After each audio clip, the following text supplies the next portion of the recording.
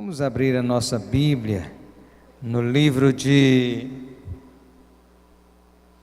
Glória a Deus. É Filipenses capítulo 4, o versículo de número 8, para a nossa introdução na palavra de Deus. Filipenses capítulo 4, versículo 8, para a nossa introdução. Esse é o versículo do dia hoje. A conduta do cristão é o tema que nós vamos falar. Na terça-feira passada nós falamos sobre o caráter do cristão. Hoje nós vamos falar sobre a conduta, do cristão.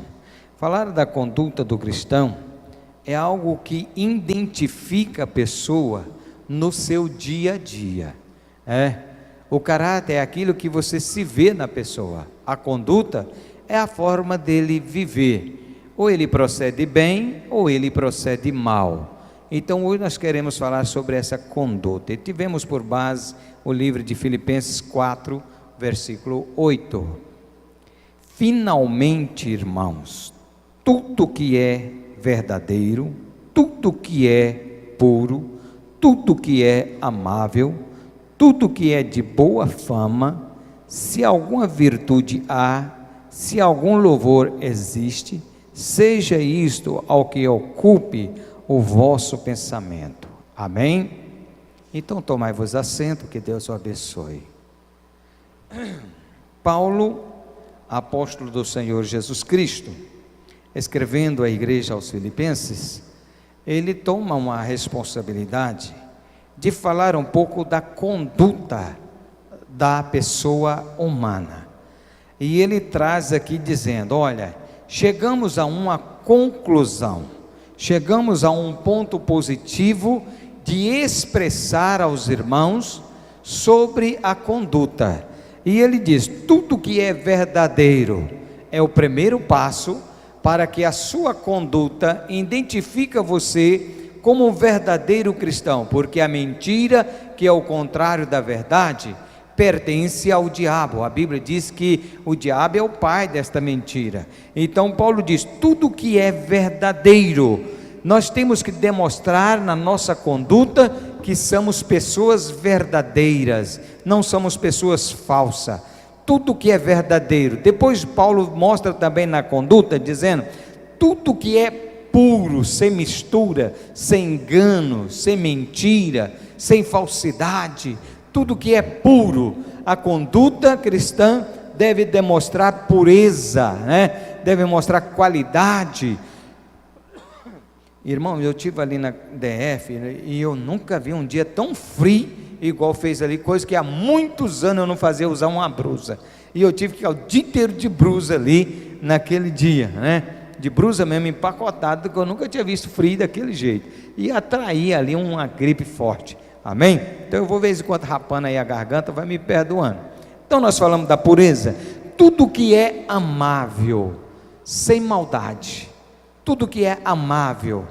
Paulo está falando que a sua conduta deve demonstrar o amor, como base principal. Se você decorrer em Coríntios capítulo 1, ou melhor, 1 Coríntios capítulo 13, Paulo diz que você poderia até falar em outros idiomas, em outras línguas, se não tiver amor, não resolve nada. Então Paulo está dizendo, tudo que é amável, ele demonstra a sua conduta, se alguma virtude, ou se há uma boa fama, devem ser louvados. Qual é a sua reputação? Qual é o seu comportamento?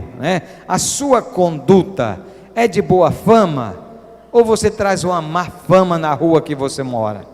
Qual é a sua posição no bairro que você mora?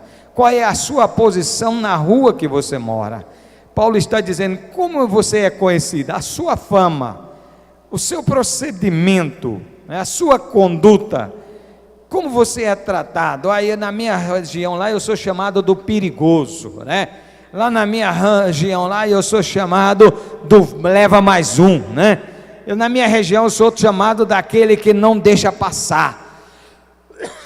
Então, meus irmãos, temos que ter conduta, comportamento, e ter uma boa fama. Mas que fama é essa? Um bom cristão, um bom cidadão, uma boa reputação na vida espiritual, trazendo bons testemunhos daqueles que estão de fora, para olhar para nós e entender que somos cristãos verdadeiros, que devocionamos a nossa vida a serviço do Senhor Jesus Cristo.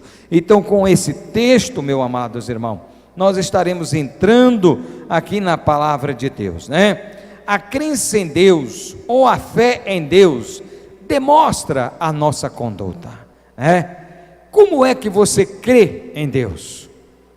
É muito fácil a pessoa dizer, eu creio em Deus, eu acredito em Deus, Mas aqui nós temos uma pergunta: você tem fé nesse Deus? Porque a gente falar só pela boca para fora é muito fácil, mas quando entra no objetivo e a pergunta é, você tem fé para demonstrar a sua conduta, Porque muitas das vezes, meus irmãos, é preciso que nós tenhamos fé. Às vezes eu fico observando, e eu estava meditando a questão de uma pessoa vizinha ali da minha casa, da minha mãe, quando nós estava vendo um rumor muito grande de chuva, e aquela mulher crente, e ali falando de Jesus, da volta de Jesus, e de repente começa a surgir aqueles estalos, aqueles relâmpagos, e eu vi que ela começou a ficar incomodada, e ela logo começou a dizer, há poucos dias morreu uma criança ali com relâmpago, e o vento derrubou a casa de fulano, e ela começou a apressar-se para ir embora, e queria sair no meio do temporal. Aí a minha mãe olhou para ela e disse, mas irmã, fica tranquilo, nós temos fé. Não, mas um temporal desse pode matar a gente, mas se morrermos em Cristo, nós já estamos ganho, Agora, às vezes, irmão, falar é fácil, mas na hora do temporal, na hora da angústia, na hora do vendaval, irmão João Paulo, a gente tem coragem de fazer como Jonas, me joga no mar. Você olhar para o mar tudo escuro, vendaval, tempestade, aquelas ondas revirando, o barco a pique, aí você vê Jonas dizendo, o culpado sou eu, me joga no mar. Isso é conduta, não teve caráter, mas teve conduta, e teve fé. Tem muita gente que às vezes não tem o caráter, mas ele tem a conduta. Pastor, eu errei mesmo, eu não podia ter feito isso, eu não deveria ter dado a mão, eu não deveria ter feito essa coisa, o meu caráter não foi de cristão, mas eu tenho uma conduta, eu nasci na igreja, eu cresci na igreja, eu tenho fé que Deus vai me perdoar. Quem possa dizer glória a Deus? Às vezes a gente fracassa, mas a nossa conduta, o nosso exemplo, nos leva a consertar, e até nos dá coragem de dizer, me joga nas águas, me joga, é lá que eu vou poder falar com Deus, é lá que Deus vai me perdoar, é lá que Deus vai me dar vitória. Eu já vi muitos irmãos de fé chegar para mim e dizer, pastor, eu quero confessar, e se o senhor vê que eu devo ser excluído, o senhor pode me excluir, porque eu quero é consertar, pastor, eu sei que eu errei, o meu caráter não foi verdadeiro, mas eu tenho uma conduta, eu sei qual que é a doutrina da igreja, eu sei como é o sistema da igreja, eu quero consertar, mas se tiver de excluir, me exclui, porque eu quero consertar. Às vezes faltou o caráter, mas ele tem uma conduta, ele tem respeito pelo ministério e pela igreja do Senhor Jesus Cristo. Então nós precisamos entender isto, que às vezes nos falta o caráter, mas Deus nos coloca um propósito de fé, e nós precisamos servir a Ele. Vamos confirmar na Bíblia, Evangelho de João 14, versículo 11, o apóstolo João fala aqui da credibilidade de crermos no Pai, como único e eficiente Deus. Isso. Crede em mim que estou no Pai, e o Pai em mim. Crede em mim, ao menos por causa das mesmas obras. Meu irmão, Jesus estava enfrentando, pastor Edilson, umas dúvidas daqueles fariseus. Jesus estava enfrentando uma dificuldade com eles. Ele dizia, olha, vocês estão expulsando o demônio em nome de Beelzebu. Você faz essas obras aí, em nome do inimigo. Aí Jesus diz, crede em mim, que eu estou no Pai. Pelo menos vocês, irmãos, como se eu tivesse virado para o ministério e fizesse essa pergunta: crede que eu prego a palavra de Deus? Crede que a mensagem é direcionada pelo Espírito Santo? Então o próprio Senhor disse: por quê? Crendo-me, na verdade, que as obras que eu faço vêm do meu Pai. Como é que você tem acreditado? Paulo dá-nos uma lição dizendo que nós precisamos ter boas atitudes. Agora João fala para nós acreditar. Veja o versículo 12, pastor. Ainda o capítulo 14 do Evangelho de João. Olha Jesus afirmando agora a responsabilidade de acreditar. Na verdade vos digo que aquele que crê em mim, também farás as obras que eu faço, e as fará maiores do que esta, porque eu vou para o meu Pai. Aleluia! Agora Jesus disse: olha, era como se eu te dissesse, acreditando você ou não acreditando, as obras que eu faço, na verdade, eu faço porque o Pai me capacita. Eu faço porque o Pai me dá autoridade para fazer. Se você acredita ou não acredita, eu vou retornar para o meu Pai. Você crê nisto? Vocês acreditam nisto? Amém, irmãos? Então a conduta do crente é dizer: eu creio, eu acredito que o Senhor salva, eu acredito que o Senhor cura, eu acredito que o Senhor liberta, e eu acredito que o Senhor transforma e dá vida. Por quê, irmão? Porque eu creio. Aconteceu com você? Ainda não, mas o irmão ali deu um testemunho que Deus fez na vida dele, e eu creio. A irmã ali testificou que aconteceu, e eu creio. Deus usou um vaso e falou comigo que ia acontecer isso, e eu creio. Um dia eu entreguei um recado aqui que o Senhor mandou, uma palavra profética, que a gente não é entregador de recado, mas entrega a palavra profética. E na hora que eu entreguei, eu achei estranho aquele recado. O Senhor disse: vou tirar o teu emprego, vou tirar o teu trabalho, e poucos dias vou levantar os teus pés. Eu fiquei assim, preocupado. Depois o irmão chegou, mas a irmã disse: pastor, o senhor falou comigo. No dia seguinte eu cheguei sem motivo, sem nada, me tiraram o emprego, tiraram o meu trabalho, e agora estamos no propósito de mudar. E a gente às vezes fala: mas Deus fala assim. Eu creio que Deus fala. Eu creio que Deus fala. O que eu não sei, o que eu não vejo amanhã, Deus fala comigo hoje. E o amanhã, meus olhos vão ver acontecendo. Então nós precisamos dar crédito e ter uma conduta de dizer: creio que o Senhor é Filho de Deus. Creio que o Senhor é o único Filho de Deus. Amém, meus irmãos? Uma certa vez a Bíblia mostra que os discípulos de João Batista, eles viviam ao lado de João Batista. Irmãos, dá uma analisada nesse fato. Analisa esse fator. João batizou Jesus.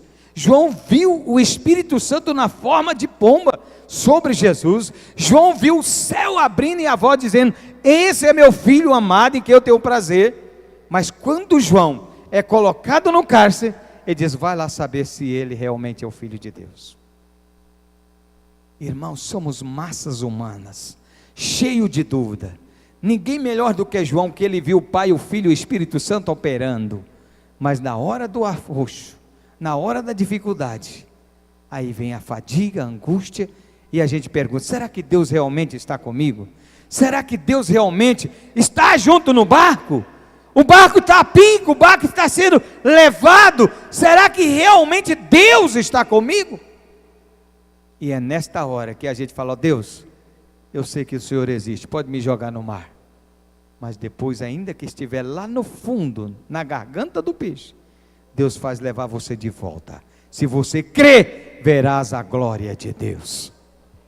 Deus abençoe então. Vamos à frente um pouquinho mais, Jesus dá um conselho em Marcos capítulo 11, versículo 22. E Jesus respondeu e disse: tende fé em Deus. O problema, irmãos, que quando nós falamos do ato de fé, a gente às vezes queremos ter fé em muitos outros objetivos.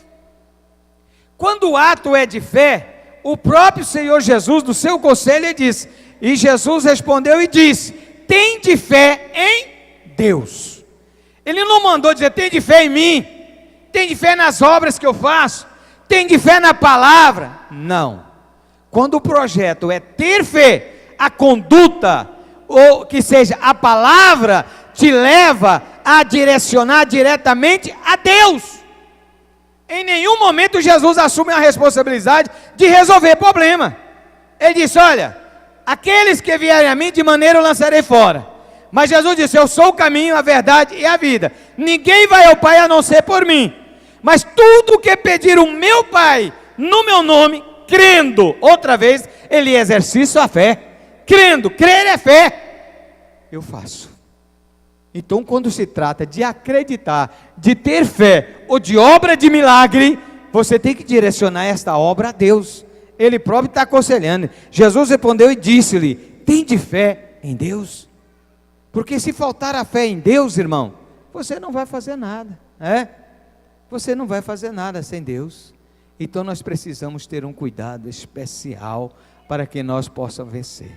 Às vezes eu fico analisando, quando o rei Dário chegou na cova do leão, ele perguntou: Daniel, o seu Deus te livrou? Porque eu bem sei que ele pode.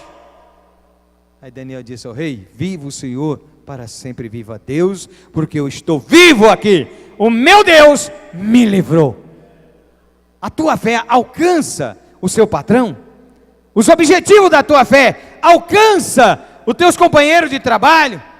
Eu vou pedir oração ali, o irmão Elimar, porque ele é crente, e ele dá uns testemunhos aqui na empresa, de que Deus faz isso, Deus faz aquilo. A minha fé alcança esse objetivo. Às vezes nós precisamos transmitir esse ato de fé. A conduta que nós levamos faz com que a minha vizinha traz a sua filha para mim orar quando ela está com febre.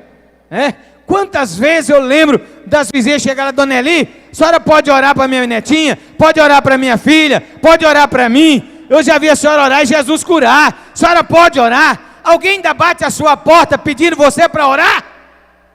A sua fé atravessa a parede, a sua fé alcança o patrão, alcança o vizinho.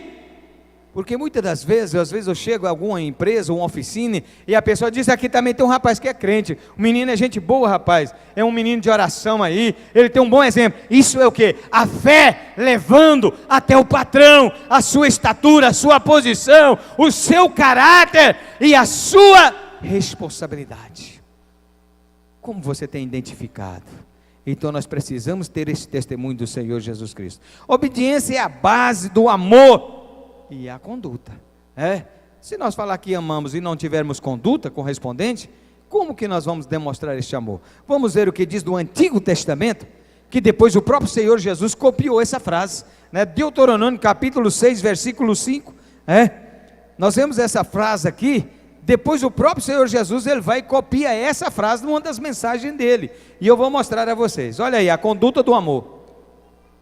Amarás, pois, o Senhor teu Deus de todo o teu coração, e de toda a tua alma, e de todo o teu poder. Amém? Agora depois você procura Mateus capítulo 1, versículo 37, aonde o próprio Jesus afirma essa palavra.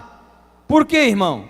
Aqui no Antigo Testamento, amarás, pois, essa palavra coloca você em uma observação. Pois, quem eu devo amar? Quem eu devo amar? Só os filhos? Só o marido? Só a esposa? Mas a palavra vai adiante: amará, pois, o Senhor teu Deus. Aí a pergunta é, a sua conduta: quem é o teu Deus? Quem é o teu Deus? Ele está na parede? Ele está num quadro? Ele está num altarzinho? Quem é o seu Deus? E a palavra diz: de toda a tua força. No Antigo Testamento a obra era feita por força. Agora Jesus vai através dos pensamentos. Vamos ver? Mateus capítulo 1, versículo de número 37. Olha para você ver Jesus falando a mesma palavra e mostrando que aquela força agora está no pensamento. Amém? Isso, Mateus 1, 37. Não é não? 25 primeiro? Então vê aí. E disse-lhe Jesus: amarás, pois, o Senhor teu Deus de todo o teu coração, de toda a tua alma e de todo o teu entendimento. Essa é a palavra do Senhor. Talvez eu errei aqui na referência, mas foi a palavra que o Senhor Jesus disse. Jesus, amarás o Senhor teu Deus. Ele não puxou, como diz aqui aquele provérbio, a farinha para a sua panela, pastor. Ele nunca tirou o mérito do seu pai. Ele nunca tirou a dignidade do seu pai. Amarás, pois, o Senhor teu Deus. Ele reflete, aí ele diz de todo o teu pensamento. Quando você tiver de exercer a sua fé, porque a fé vem pelo ouvir, e ela fica gravado aqui. Ouvir de quê? Da palavra de Deus. Agora você não precisa ter força, mas você precisa levar o seu pensamento ao céu. Davi teve uma experiência dizendo: eleva meus olhos para o monte, de onde me virá o socorro? O meu socorro veio do Senhor que fez os céus e a terra. Amém? Então, meus amados irmãos, nós temos que ter esse cuidado, Às vezes nós ficamos observando e dizemos: o que demonstra a minha conduta? É se eu sou um verdadeiro cristão e amo a Deus. Eu tenho um verdadeiro amor pela obra de Deus. Eu tenho um sentimento pela obra de Deus. Porque muitas das vezes, irmão, é fácil a gente dizer que ama, É fácil dizer que a gente ama. Palavra pequena, palavra de um sentido próprio, mas realmente demonstra esse verdadeiro amor? Amém? Achou aí, pastor Deus? Então lê de novo aí, só para confirmar, porque é ruim ficar na dúvida. Mateus 22, 37. Então eu errei aqui. E Jesus disse-lhe: amarás o Senhor teu Deus de todo o teu coração, de toda a tua alma e de todo o teu pensamento. Você viu aonde agora o Senhor Jesus vai? Amarás o Senhor teu Deus, primeiro, todo o teu coração. Não divide não, irmão. Não divide o teu coração com alguém ou com mais alguém, não. Quando esse amor é direcionado ao Pai que está no céu, ele exige totalidade. Deus não aceita facção. Deus não aceita ser dividido. Se você for lá para os mandamentos da lei, ele diz: não farás outro Deus para quem? Para ti. Eu sou o único, eu sou o próprio. Agora Jesus disse: olha, quando você for amar a Deus, não divide esse amor, nem comigo, nem com o Espírito Santo, mas seja de todo o teu coração o seu amor para Deus. Agora observe bem, quando você vai sair, diz: mãe, eu vou até ali. A mãe diz: vai com quem? Vai com Deus. Meu filho, como é que você foi? Graças a Deus foi bem. Você chegou bem de viagem? Graças a Deus. Então você está colocando Deus em primeira posição. Isto é amar a Deus sobre todas as coisas, Conduta cristã é respeitar que Deus está sobre tudo, acima de tudo e por todos, para nos abençoar. Amém, meus amados irmãos? Vamos continuando aí. Vamos aí, obediência a Cristo é conduta, irmão? Será que é obedecer a Cristo? Vamos ver João 14, versículo 21, Olha aí, o Senhor Jesus agora, ele chama a atenção para ele e joga para você obedecer. Amém? 14, 21. Aquele que tem os meus mandamentos e os guarda, este é o que me ama. E aquele que me ama será amado de meu Pai, e eu o amarei e me manifestarei a ele. Oh, glória a Deus. Eu admiro o Senhor Jesus, que ele nunca tira a credibilidade do Pai. Ele sempre respeitando a postura do seu Pai. Ele chega: aquele que tem o meu mandamento. Você tem o mandamento de Deus, irmão? Amarás a Deus sobre todas as coisas. Você tem obedecido esse mandamento, Ele guarda, Ele guarda esse mandamento. Se ele fizer isto, então ele me ama também. E eu também amo ele, e sou amado do meu Pai. O segredo, irmão, está em você amar, Eu sempre usei dizer uma frase, que eu aprendi esta frase com o pastor Abigail. Ele sempre dizer: olha, às vezes você não precisa nem me tratar muito bem, mas trata minha esposa, meus filhos bem, que você já é meu amigo. Eu acredito que Deus tem esse mesmo pensamento. Trata o meu filho Jesus bem, que você já é meu amigo. Se você amar o meu filho, se você devotar a ele, você já está fazendo tudo o que eu preciso, porque eu enviei ele por meio de vocês, para que vocês demonstrem o amor a ele, Mas ontem eu estava numa palestra em reunião, e 4 jovens e mais uns 2 irmãos, e o irmão disse assim: pastor, será que se Jesus viesse hoje de novo, será o que acontece, se Jesus voltasse? Eu disse: provavelmente eles matavam ele mais rápido ainda, mais rápido possível, eles matavam Jesus ainda, mais rápido possível. Ele disse: pastor, eu acho que é verdade mesmo, porque tem um cidadão aí que inventou um carro para andar a água, e eles mataram ele rapidinho, porque ia dar problema aí para os postos de gasolina, Você já imaginou Jesus voltando, curando os enfermos? Não precisa mais fazer cirurgia bariátrica, não precisa mais fazer cirurgia do coração. Jesus vai curando todo mundo, ninguém vai precisar ficar sofrendo, passando fome, ninguém vai ficar aí sem roupa, porque as aves não tecem, os lírios não fiam, Ele cuida de tudo. Ah, mas ele ia morrer rapidinho, os comerciantes, os médicos, né, as associações, mataria ele rapidinho de novo.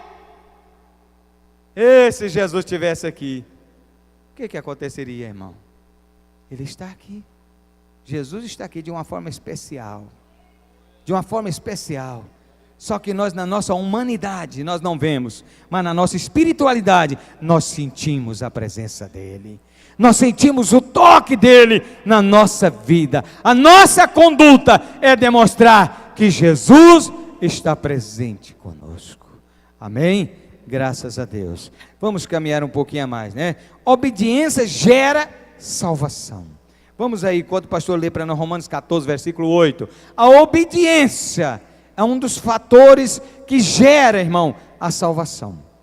Muitas das vezes nós achamos que ser salvo é levantar a mão, ser batizado, e agora eu vou fazer do meu jeito. Não é bem assim não. Veja o que diz Paulo em Romanos 14, 8. Porque se vivemos, para o Senhor vivemos. Se morremos, para o Senhor morremos. De sorte que, ou vivamos ou morramos, somos do Senhor. Amém, irmãos? Às vezes, irmão, nós estamos pensando aí, pastor, mas se eu morrer, como é que vai ficar a minha vida? Se você morrer em Cristo, está garantido, eu disse aqui no começo. Não precisa preocupar, a irmã lá estava com medo do teatro cair na cabeça dela, do raio matar ela, mas se nós morrermos em Cristo, quem de nós aqui tem o direito de escolher o jeito de morrer, irmão? O pessoal lá de Pasadena, né? Pasadena, o refeitório estava cheio, os ônibus estavam cheios, o povo estava em casa, aí Deus, quem sabe, Deus dá um cutucão assim, ó, na barragem, ela arrebenta e... Você estava preparado para morrer? Ô pastor, eu não sei. Uma irmã dizia para mim assim, ela caiu da moto, estava vindo da igreja, quebrou a bacia, quebrou a perna, está toda parafusada, a saia entrou na corrente, arrebentou ela. E ela toda parafusada, ela vira para mim e diz, pastor, mas como é esquisito, agora mesmo eu estava perfeitamente bem, andando normal, indo para a igreja, voltando, agora eu estou numa cama, eu não esperava, eu fiz projeto, eu fiz o plano aqui, eu tinha que fazer isso, eu tinha que fazer aquilo, agora eu estou numa cama. Quem é você para acrescentar um tio, ou diminuir uma vírgula, da sua estadia aqui na terra? Quem somos nós? É verdade? A Lucinédia é a vizinha da minha mãe. A minha irmã mora numa casa dela para ficar próximo da minha mãe. Ela é uma das chefes da enfermagem do Hugo. Ela tem umas 10 ambulâncias de locação. E ela saiu de casa e sentiu uma dor, como mulher tem uma mania de dizer, dor do pé da barriga, né? E aquela dor no pé da barriga, ela foi para casa, de repente a dor foi apertando, ela ligou para buscar ela e levar para o hospital. Quando chega lá, já tiveram que entubar. A mesma infecção deu no irmão Leonardo, deu nela.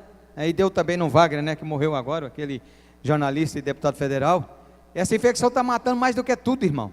Ela correu para o hospital, de 24 horas que ela foi entubada, ela morreu, irmão. Morreu. Estava perfeitamente trabalhando, sentiu uma dorzinha, correu para casa, correu para o hospital, entubou, amanheceu morta no outro dia. A gente parece que não quer acreditar nisso. A gente não quer que isso acontece. Paulo está dizendo, porque se vivemos para o Senhor, vivemos. Mas se morremos e tiver preparado, morremos.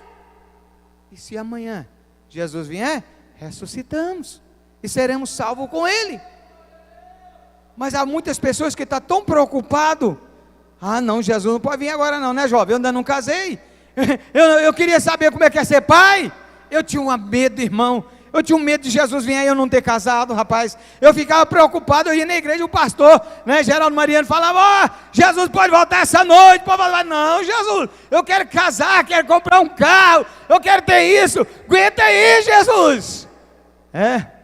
E Jó fica apertado quando você fala, Jesus está voltando, ele diz, não, eu quero casar, não vem agora não. Irmão, se preocupa não.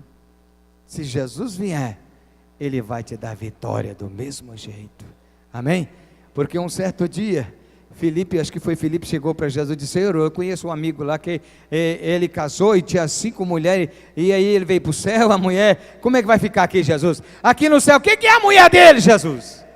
Aí Jesus disse: olha, aqui não se casa nem se dá em casamento, aqui todos serão anjos, amém?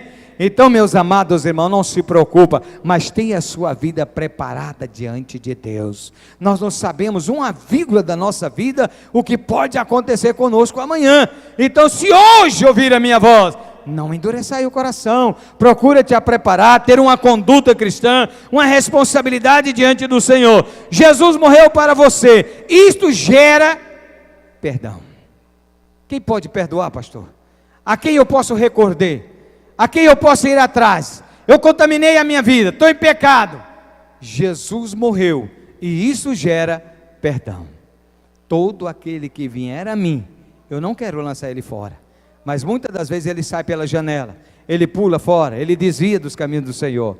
Mas Jesus continua dizendo: vinde a mim, vós cansado e oprimido, e eu vos aliviarei. A morte do Senhor Jesus Cristo, porque viu que nós éramos impotentes, não tinha condição de pagar pela nossa salvação, nós não teria condição de pagar pela nossa vida, irmãos, às vezes a gente não tem condição, pastor, de pagar uma consulta médica.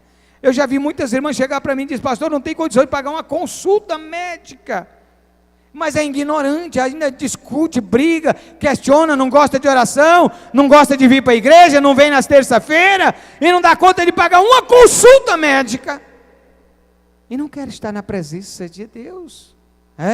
É preciso, meus irmãos, que nós entendemos que Jesus morreu por nós, que não temos condição.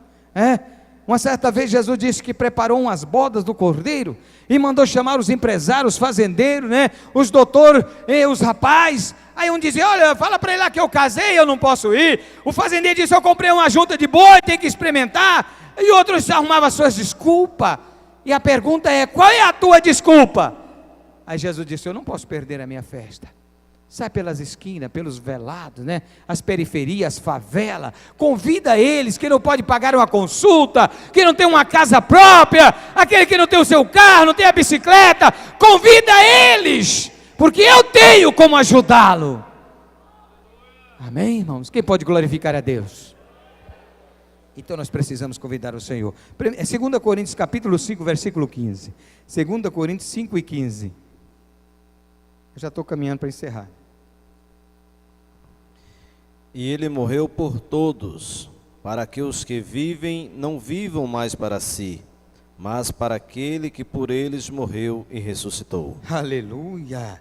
Espera aí, irmão, Jesus não morreu individualizado, Jesus morreu por todos, Nós vimos aqui Paulo dizendo: ele morreu por todos, para que os que não viva mais para si, não viva mais para si, dizendo: eu sou eu faço isso, eu faço aquilo, eu sou desse jeito. Irmão, tira esse eu, coloca Deus sobre todas as coisas, coloca Jesus sobre todas as coisas, coloca Ele em primeiro lugar, tira o eu da sua frente, para que as coisas comecem a dar certo. Uma certa vez, o irmão chegou para o outro e disse: irmão, você pode orar para mim? Ele disse: eu posso, irmão, eu vou orar, e você vai ver o que vai acontecer. Eu vou fazer isso e vou fazer aquilo, mas eu vou orar. Aí o irmão saiu lá fora e disse: não, eu não tive muita fé na resposta do irmão, não. Eu disse: mas por quê, irmão? Ele está tão animado, vai orar por você. Ele disse: mas ele só usou o eu, irmão. Ele só falou o eu. Ele não disse: eu vou orar, mas Jesus vai resolver o seu problema. Eu vou orar, Deus vai abrir uma porta para você. Eu vou orar, mas Deus vai te dar solução. Ele disse: eu vou orar e você vai ver. Aonde está esse eu? Aonde está esse você?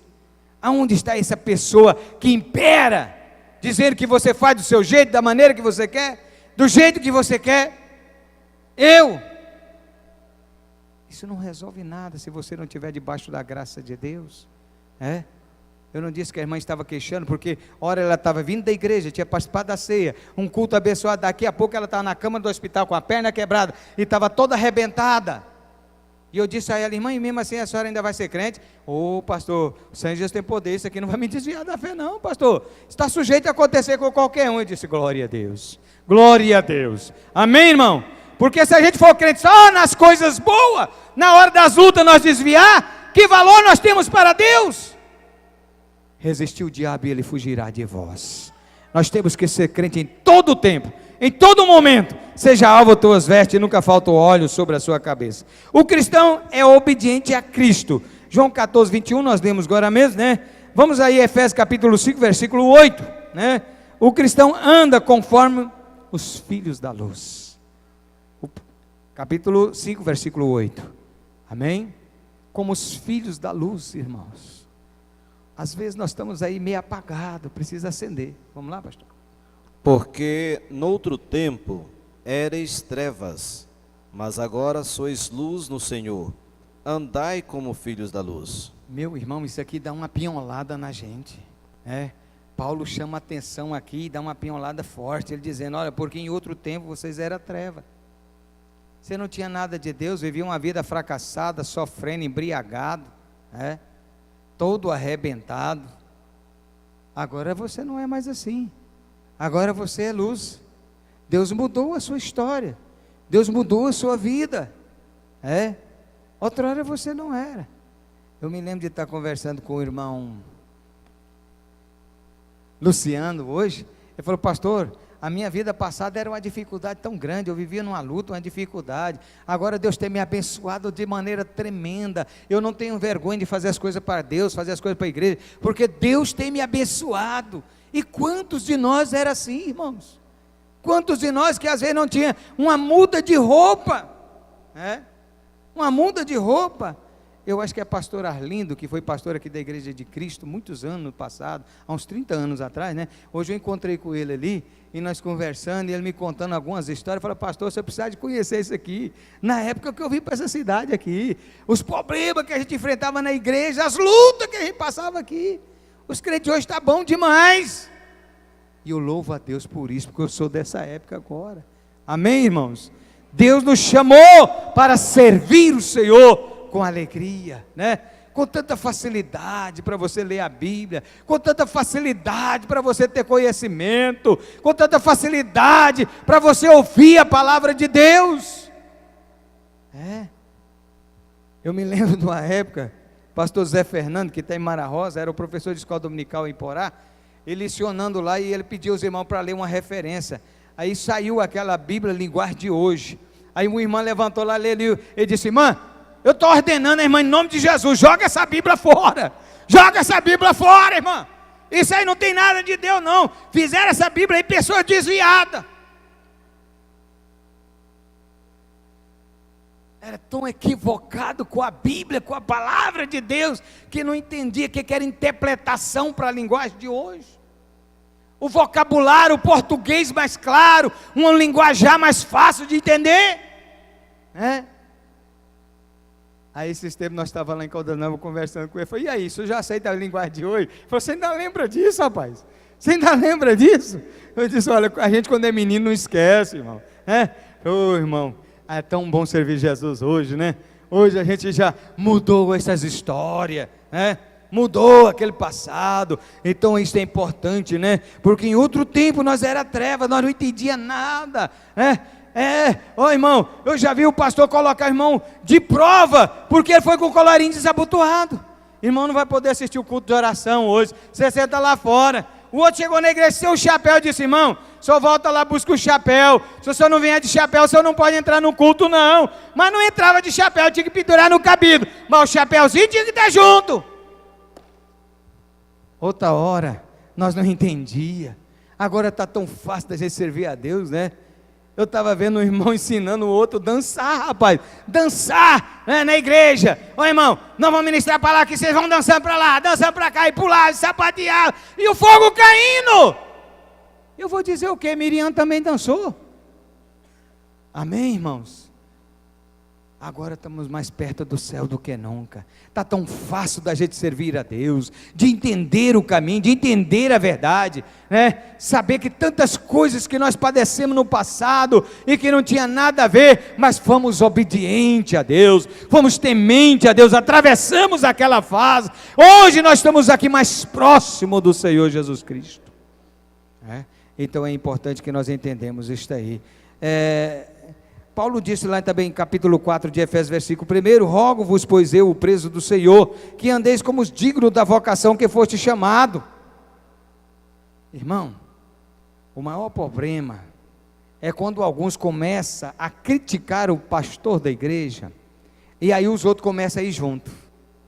Paulo disse: gente, não critica não, eu rogo a vocês, que andei como digno da vossa vocação. Se alguma coisa eu escandalizei, se alguma coisa eu falhei, não seja o meu seguidor não. Eu rogo a vocês que observem aqueles que são certos, que são justos, que são tementes. Eu fracassei em alguma coisa, não olha o meu fracasso, olha a virtude da palavra de Deus. Irmãos, cá para nós, fazer igual o maranhense, eu estava pregando lá no Maranhão, o maranhense fala assim: irmão, chega aqui no meu ouvido. Mas ele queria falar que o outro chegasse no ouvido, Ele disse: você já imaginou se nós tivéssemos de ser igual Jesus, com um chicote na mão quando entrar no templo? Você já imaginou, irmão? Dá uma paradinha e analise Jesus chutando a mesa. Dá uma paradinha, Jesus soltando os pombos, cabrito, nervoso, no púlpito assim, chegando o pé em tudo, derrubando tudo, metendo a pinhola em todo mundo. Sede meus imitadores, como eu sou de Cristo. Está entendendo? Algumas coisas a gente tem que ter um entendimento. Algumas coisas nós temos que ter compreensão na palavra de Deus. E isto é importante para que nós entendamos, O cristão não é vaidoso. Vamos ver Romanos 6:4, irmão, para nós chegar à finalização. Romanos 12:4, nós já estamos chegando aqui ao final. Coloque de pé para essa leitura e nós já vamos orar. 6 e verso 4. 12:4. Não, perdão, é Romanos 6, versículo 4. Eu me equivoquei com o próximo.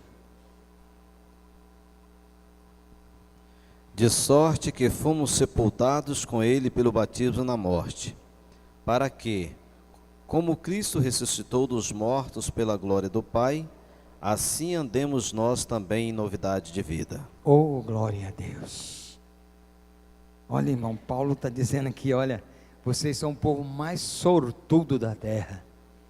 Vocês são uma pessoa de sorte, Vocês tiveram sorte. Por quê, irmão? Porque fomos sepultados com ele pelo batismo na sua morte.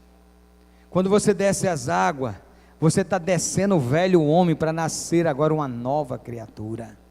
Paulo disse: vocês tiveram direito. No Antigo Testamento não tinha esse privilégio, tinha que ter novilho, tinha que ter pombo, tinha que ter alguma coisa. Hoje vocês foram sepultados com Cristo e nasceram de novo. Vocês tiveram uma sorte de nascer sobre um evangelho que você não precisa apanhar e ser colocado na prisão. Vocês tiveram sorte de poder hoje ter translado, ter transporte para ir e voltar e não precisar atravessar a Macedônia. De sorte, Fomos batizados para que com Cristo foi ressuscitado de entre os mortos pela sua glória ao Pai, assim andamos nós também em novidade de vida. Jesus disse para não conformar. Irmão João Paulo, Jesus está dizendo em novidade de vida. Sabe que eu já fui muito ignorante pela maneira de proceder de alguns pregadores, de cantores falar. Ultimamente eu estou analisando aqui, a Bíblia diz em novidade de vida. Tem algumas coisas que a pessoa usa e que Deus opera, E que Deus opera. Na inauguração de Taguatinga, onde eu fui consagrado a pastor, já tem uns 2 dias atrás, o saudoso pastor Oswaldo Silva, só para nós encerrar, ele dava um testemunho dizendo que tinha um irmão que recebeu um dom espiritual meio estranho na igreja, e que quando ele começava a ler a igreja, falava e começava a andar na igreja falando piriri. E aí eles conversaram, naquela chamaram o pastor Paulo Macalão para pregar na igreja, e disse: olha, irmão, mas nós temos que segurar o piriri quieto lá, que ele não para, não dá sossego no culto, segura o piririzinho quieto lá, Aí o irmão disse: olha, irmão, é o seguinte, o pastor vai pregar aí, você vai ficar aqui ajudando o porteiro, aqui no último banco aqui atrás, fica quietinho, que o pastor está vindo aí, e você fica quieto. Aí o pastor Paulo chegou, e eu vou resumir aqui, e ele chegou, irmão, e junto com ele veio um americano, um americano, ele disse: olha, irmão, eu ia pregar, mas Deus mandou, naquela época, falar reverendo, né, o reverendo aqui, e ele vai dar uma palavra, e quando o reverendo começou a pregar, o irmão vai, e o irmão fala: quieta aí, irmão, fica quieto, e ele, quieta aí, irmão, quieta, e fica quieto, e daí a pouco o irmão começa a agitar a mensagem, e daí a pouco o irmão levanta lá e sai, no meio da igreja, e o pastor para, e os irmãos param, e o americano começa a chorar, e chorar. Aí o pastor Paulo disse: o que foi, irmão? Alguma coisa? Falou: não, irmão, olha, vocês não entendem, essa é a minha língua, está falando tudo que o Senhor mandou me entregar aqui essa noite, eu entendo tudo que Ele está falando, Deus está usando Ele para falar comigo.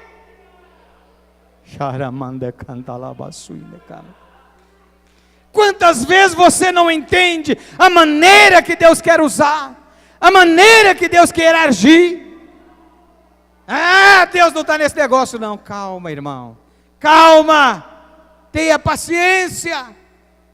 O que é de Deus permanece, o que não é, a Bíblia diz que vai desvaindo. Amém? Glória a Deus.